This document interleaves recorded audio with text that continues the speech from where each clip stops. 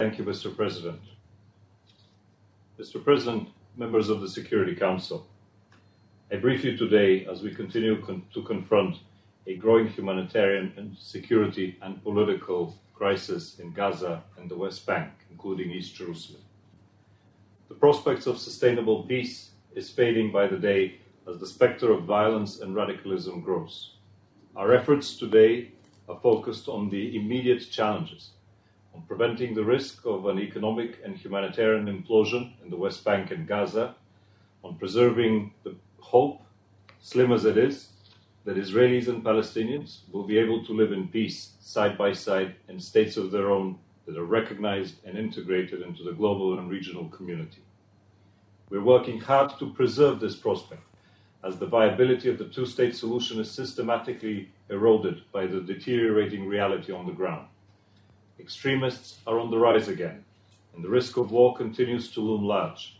For Israelis and Palestinians to get back on track for a peaceful resolution of the conflict, the first thing that is required is leadership. Leadership that believes peace is possible through negotiations. Leadership and an international community that is committed to supporting both parties to reach agreement on the basis of relevant UN resolutions and bilateral agreements. An international community that understands that the weaker party, the Palestinian people, who have lived under occupation for more than 50 years, need our support now more than ever. It should never be about Israel or Palestine. It should always be about Israel and Palestine. Mr. President, unfortunately, unilateral moves, continuing violence, financial pressures, and the lack of progress towards peace are extracting a heavy toll on Palestinian society and undermining the foundations of peace.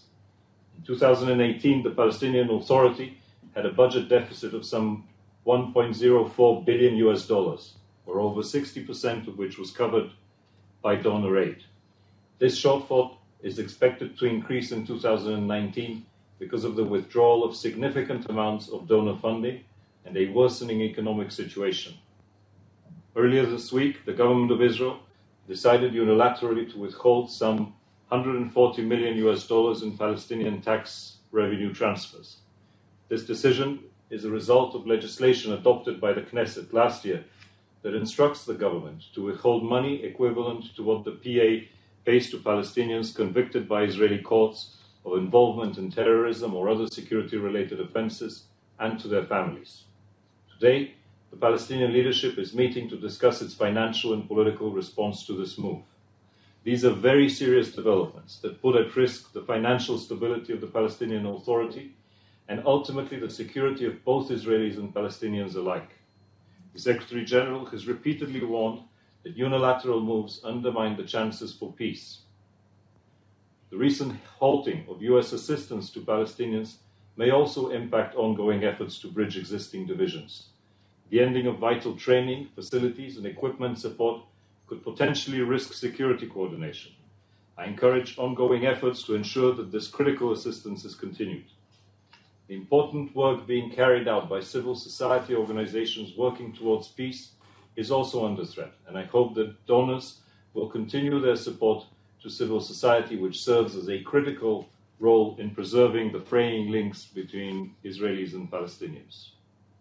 We also regret Israel's recent decision on the 28th of January not to renew the mandate of the temporary international presence in Hebron, established pursuant to the provisions of the 1995 Interim Agreement, also known as Oslo II, between Israel and the Palestinian Liberation Organization. I echo the Secretary General's appreciation for the service and the generous contribution of all participating countries over the years. The United Nations continues to engage with relevant member states and the parties on the ground to ensure the protection, safety, and well-being of civilians in Hebron and the rest of the occupied Palestinian territory. Mr. President, alongside these worrying developments, and despite the concerted efforts of Egypt to bring the Palestinian factions together, recent political moves may further widen the growing divide between the West Bank and Gaza. On the 27th of January, the Fatah Central Committee recommended the formation of a new government comprising of PLO factions and independent figures. On the 29th of January, Prime Minister Hamdallah's cabinet submitted his resignation. Consultations on the way forward continue, including on holding long overdue legislative elections. Hamas and other factions have called instead for the formation of a government of national unity with a task of organizing legislative, presidential, and Palestinian National Council elections. Elections conducted in line with Palestinian laws and with the established international democratic standards throughout the occupied Palestinian territory may now be the only way out of the current internal political impasse. As the Palestinian political dynamics evolve, and as we drift further away from the realization of a negotiated two-state solution, I again call on Israeli and Palestinian leaders to recommit to the principles and vision enshrined in a quarter of a century ago in relevant resolutions and bilateral agreements. Last month, I outlined some steps that are necessary to support the stability of the Palestinian Authority, including expanding opportunities for free trade, addressing fiscal leakages, enabling the Palestinian government to increase the services that it provides to its people, and ensuring continued security coordination. Such steps are not a substitute for peace. They must be matched by political moves, including the seizing of the policy of settlement construction and expansion, and the designation of land for exclusive Israeli use, as well as creating opportunities for Palestinian development in Area C. In this context, I reiterate that settlements are illegal under international law and remain a substantial obstacle to peace. In the absence of final status negotiations, however, such steps should significantly support Palestinian institution building and improve lives. The United Nations, together with our partners in the AHLC format, will continue working to create an environment conducive to such developments. Meanwhile, Mr. President, in Gaza and the West Bank, including East Jerusalem, 11 Palestinians have been killed during the reporting period by Israeli security forces in various incidents, including attacks on Israeli civilians, demonstrations, clashes, and military operations. On the 7th of February, an Israeli teenager was murdered in a park outside Jerusalem by a Palestinian perpetrator who was later arrested by the security forces. There is no justification for violence and terror. Meanwhile, protests and violent incidents at the Gaza fence continued, with 7 Palestinians, including 3 children, killed by Israeli live fire on the 8th of February. This brings to 40 the number of children killed in the context of Gaza protests since they began in March of 2018. Children must not be targeted or put in harm's way. They must be protected, and lethal force should be used only as a last resort. During the reporting period, Palestinian militants fired 18 rockets towards Israel. The indiscriminate launching of rockets, mortars, and incendiary kites or balloons from Gaza must stop.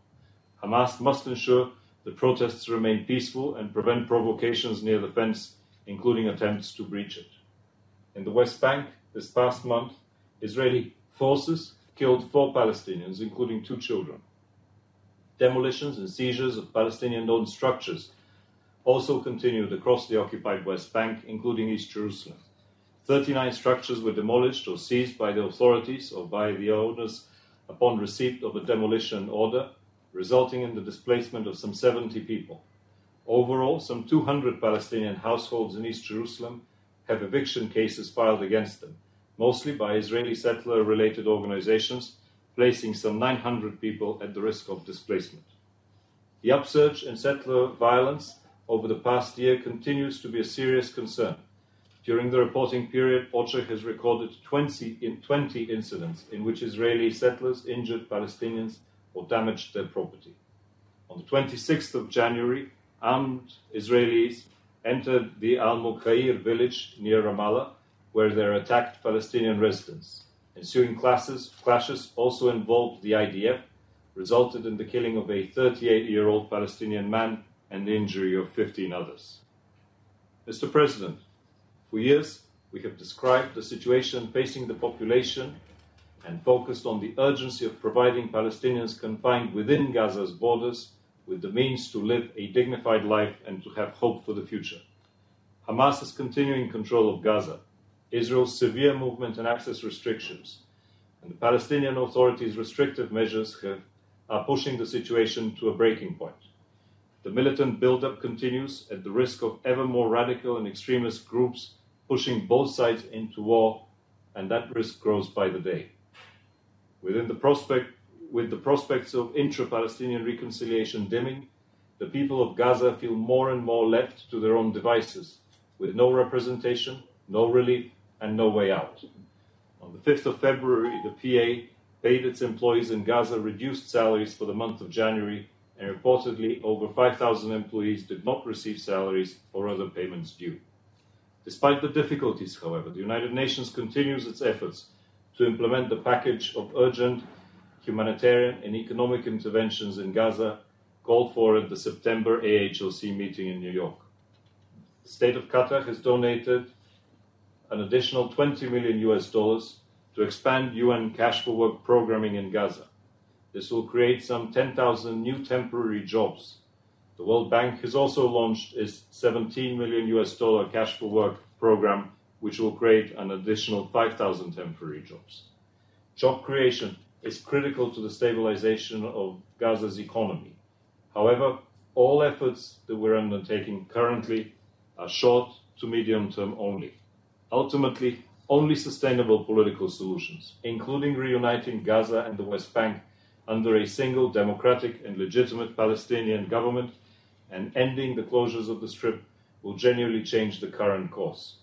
I welcome the tireless efforts of Egypt to continue dialogue with Palestinian factions with the aim of maintaining stability in Gaza and achieving genuine reconciliation. I urge all parties to remain engaged in this critical effort. Mr. President, turning to the region very briefly, recent incidents that occurred on the Golan, heightening tensions between Israel and Syria, are also of concern. On the 11th of February, UNDOF observed in several separate incidents the Israeli Defense Forces firing tank and high-explosive rounds into the area of separation, which was followed by 3 rockets fired into a different part of the area of separation.